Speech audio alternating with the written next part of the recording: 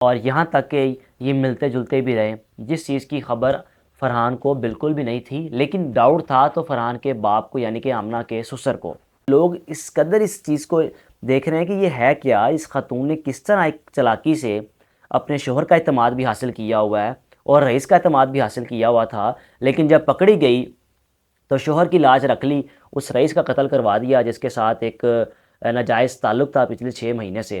बिस्मिल्लाहिर्रहमानिर्रहीम, मैं हूँ Haris Bhatti. Raees delivery boy murder case social media पर, इस केस पर भरपूर कवरेज दी गई, इस केस पर काम किया गया मुख्तलिफ़ यूट्यूबर्स की जानिब से। मैंने भी इस केस पर काम किया, रईस की फ़ैमिली से बातचीत की, रईस की वालदा से बात की, रईस की जो बहनें हैं उनसे बात की, और रईस का जो भाई है वो सामने आया जिसने एक अहम किरदार अदा किया इन दोनों को गिरफ़्तार करवाने में। और ये सारा कुछ किस तरह हुआ और इस केस पर मैंने काम करने के बाद जो चीज़ ऑब्ज़र्व की हुई आपसे शेयर करूँगा।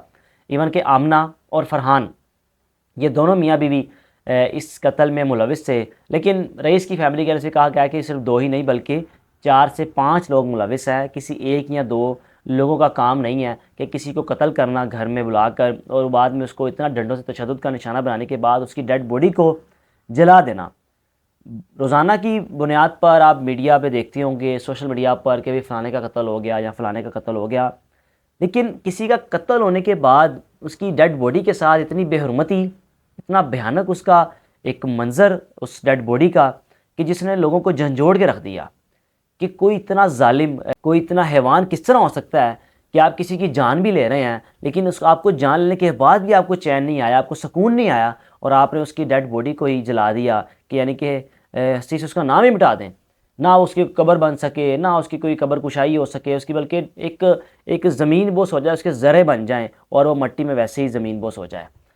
अब इस कत्ल के बाद सोशल मीडिया पर जब सबसे पहला आमना का इंटरव्यू आया तो लोगों के जहन में ये था कि लड़का गलत था, लड़का क्यों किसी के घर गया और क्यों उसने किसी खातून को जाके ब्लैकमेल किया, क्यों उसने घर में घुसकर खातून के ब्लेड ब्लेड कट रखा, ब्लेड रखा कि भाई ऊपर चलो। ये सारा कुछ शुरू में था जो खातून के साथ एक सिंपथी जाती रही कि एक लड़की बेबस थी, फिर उसके शोहर ने गैरत के नाम पे मार दिया कि मेरी बीवी को तंग करने आया था लड़का। लेकिन उसके बाद जो इन्वेस्टिगेशन इंचार्ज सोहेल साहब हैं, उनकी इन्वेस्टिगेशन के बाद पुलिस ने जो अब तक की जो मालूमात हासिल की हैं CDR के ज़रिए, पहली चीज़ तो ये है कि ये दोनों एक अच्छी इनकी अंडरस्टैंडिंग थी, दोनों बातचीत करते थे। पिछले 6 माह से इनका एक बड़ा अच्छा रिलेशन था, आना जाना था, घूमना फिरना था। यहाँ तक कि जब ये रईस लास्ट टाइम आया, यानी कि कत्ल होने से लास्ट टाइम जब घर आता है तो उनके ससुर आमना साहिबा के वीडियो कॉल करके अपने बेटे को कहते हैं कि मैं तुम्हें कहता था कि यहाँ पर कुछ गड़बड़ है। यानी कि ये रईस की फ़ैमिली के, यानी कि रईस के भाई के बकौल कि जब हम वहाँ पे गए, या उसके भाई का, उसके वालिद साहब का यह बयान था कि मैं इसको समझाता था कि ये खातून ऐसी है। और यहाँ तक कि आमना को इस वक्त तमाम लोग छोड़ चुके हुए हैं, सिर्फ मीडिया पर आके फरहान इस चीज़ को डिफेंड इसलिए कर रहा है कि शायद वो ये चीज़ चाह रहा है कि अपनी एक इज़्ज़त के लिए या अपनी अपनी उस गैरत को मेंटेन रखने के लिए कि भी मैंने ये किया और गैरत के नाम पे किया, मेरी बीवी ठीक थी, मेरी बीवी को ब्लैकमेल किया गया, मेरी बीवी को एक ज़हनी टॉर्चर किया गया और मुख्तलिफ़ नंबरों से वीडियो कॉल्स की गई, जिसके बाद मुझे पता चला तो मैंने इसके साथ ये कर दिया। अब रईस और आमना पुलिस के बकौल, CDRs के बकौल, जो CDRs निकाली गई SMS की, उनकी कॉल हिस्ट्री निकाली गई, तो पिछले 6 महीने से इनकी एक लंबी लंबी कॉल से बात होती रही और यहाँ तक कि ये मिलते जुलते भी रहे, जिस चीज़ की खबर फरहान को बिल्कुल भी नहीं थी, लेकिन डाउट था तो फरहान के बाप को यानी कि आमना के ससुर को। अब पुलिस पे जब ये केस प्रॉपर इन्वेस्टिगेट किया तो उसके बाद पता चला कि रईस, जो कि पहले तो ये कहा जा रहा था कि शायद ये नौजवान इस पेशावर है या अपने दोस्तों के साथ गया, या कोई ऐसे ये गैंग रेप लोग होते हैं जो घरों में घुस जाना, डकैतियाँ करना, चोरियाँ करना और ख़वातीन को जिनसी इस्तेसाल करना, उनको ज़्यादती का निशाना बनाना। लेकिन जब पुलिस की CDR सामने आई, पुलिस ने इन्वेस्टिगेशन की, तो पता ये चला कि ये बड़ा एक अच्छा ताल्लुक़ था, ये मिलते जुलते थे और रईस के भाई के बकौल कि इनका होटलिंग में आना जाना, घूमना फिरना, शॉपिंग्स करनी और ज्वेलरी वगैरह लेकर देनी मेरे भाई ने, रईस के भाई के बकौल कि रईस मेरे भाई ने इसको बड़ी अच्छी शॉपिंग करवाता था। अब उसको कैसे पता चला इन बातों का? रईस के जो 2 दोस्त थे, जो 2 दोस्त जाते थे हफ्ते में या हफ्ते 2 हफ्ते बाद जब भी रईस आमना से मिलने जाता था तो वो दो दोस्त भरपूर किरदार अदा करते थे, जो कि मैं समझता हूँ कि उस रात अगर ये दो दोस्त अपनी दोस्ती निभाने का हक अदा करते तो जैसे पहले जाता था वो तो उसको रोकना चाहिए था कि भाई आप गलत काम कर रहे हो, आप किसी लड़की को मिलने क्यों जा रहे हो। लड़की अगर आपको बुला भी रही है तो आप खुद सोचो कि वो लड़की मैरिड है, उसके 3 बच्चे भी हैं, अगर वो गलत काम कर रही है तो दोस्त अपने भाई दोस्त को रोके कि भाई आपने नहीं जाना, वहाँ पर कुछ भी हो सकता है, गड़बड़ हो सकती है, आप पकड़े जा सकती हो, आपकी आपकी ज़िंदगी को ख़तरा हो सकता है। लेकिन वो दो दोस्त भरपूर साथ देते रहे और वो जाते रहे। आखिर टाइम जब वो गए हैं तो ये दोस्तों की जिम्मेदारी बनती थी कि जब 1 घंटा 2 घंटा 3 घंटे 4 घंटे 12 घंटे गुजर गए तो क्यों नहीं उस घर में जाकर पता किया कि भाई हमारा दोस्त लास्ट टाइम यहीं पर आया था। क्यों पुलिस को इसमें इसमें एंटर होना पड़ा, क्यों पुलिस को कार्रवाई करनी पड़ी, क्यों पुलिस को मुख्तलिफ़ थानों में कॉल करके पता करना पड़ा कि अभी फ़लाना नौजवान अगवा है, इसकी हमें कोई पता नहीं चल रहा ये कहाँ पर है।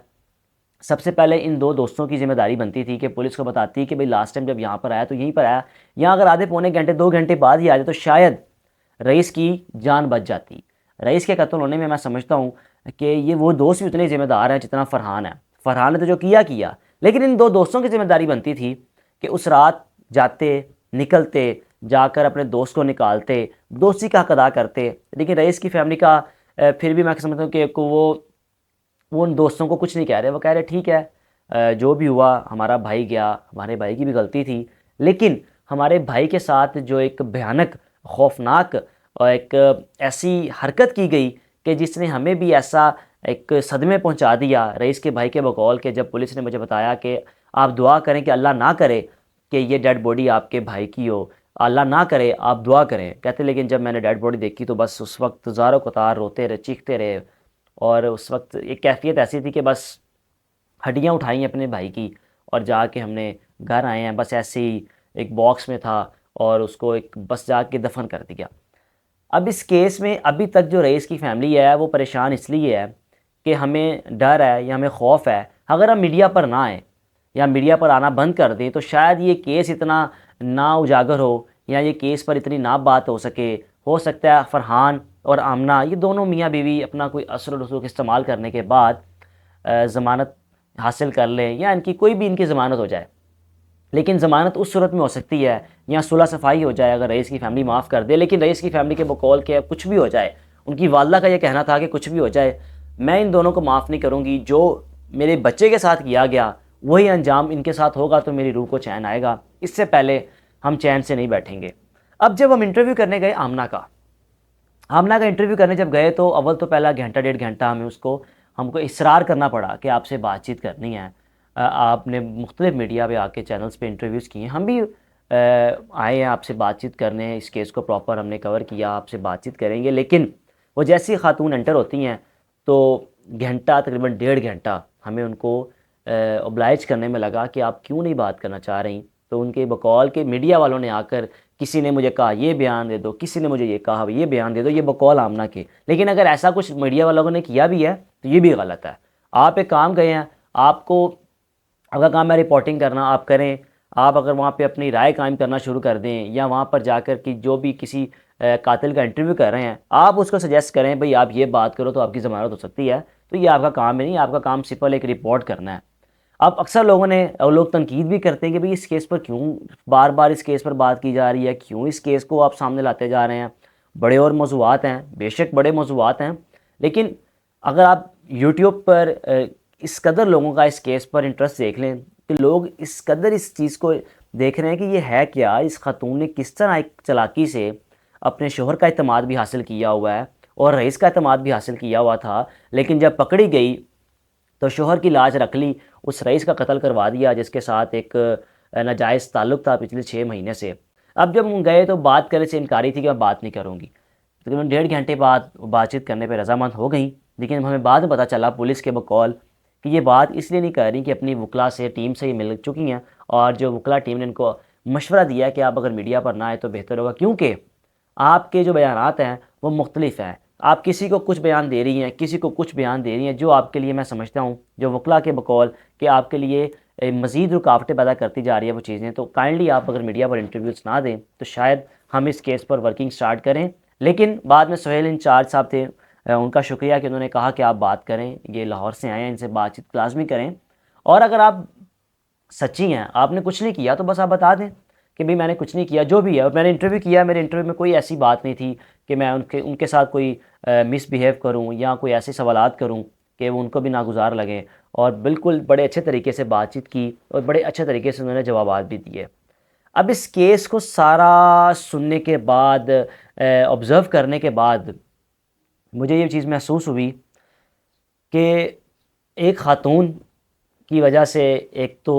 नौजवान रईस वो दुनिया से चला गया, उसकी फ़ैमिली इस वक्त सदमे का शिकार है। उस नौजवान की शादी थी अक्टूबर में, निकाह उसका हो चुका था। दूसरी जानिब आमना के अपने 3 बच्चे इस वक्त जिस कैफियत में हैं, जिस परेशानी में हैं, उन बच्चों पर क्या गुजर रही होगी कि वो बच्चे जिनको इस वक्त माँ बाप की ज़रूरत है।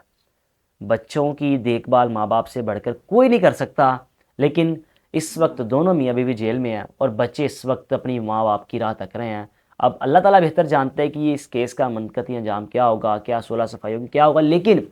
रईस की फैमिली इस वक्त फेस कर रही है और आमना के 3 बच्चे इस वक्त फेस कर रहे हैं। और फरहान जो कि एक डिसेंट शख्स भी लगता है, मैं उससे बात की, वो बड़ा एक पढ़ा लिखा शख्स है, लगता भी है कि बड़ा एक पढ़ा लिखा शख्स है, लेकिन जो उससे अमल हुआ वो एक नाकाबिले बर्दाश्त है। बकौल उसके कि जब मैंने इसको घर बुलाया, आमना का मोबाइल मेरे पास था, मैंने ओब्लाइज किया और अपनी बीवी को वो क्लियर करा इस चीज़ से कि मेरी बीवी का भी इसमें कोई कसूर नहीं है, मेरी बीवी ने भी मेरे साथ मिलकर नहीं मारा, सिर्फ मैंने अकेले ने कमरे में बंद करके उसको रस्सियों से बांधने, नाड़े से बांध के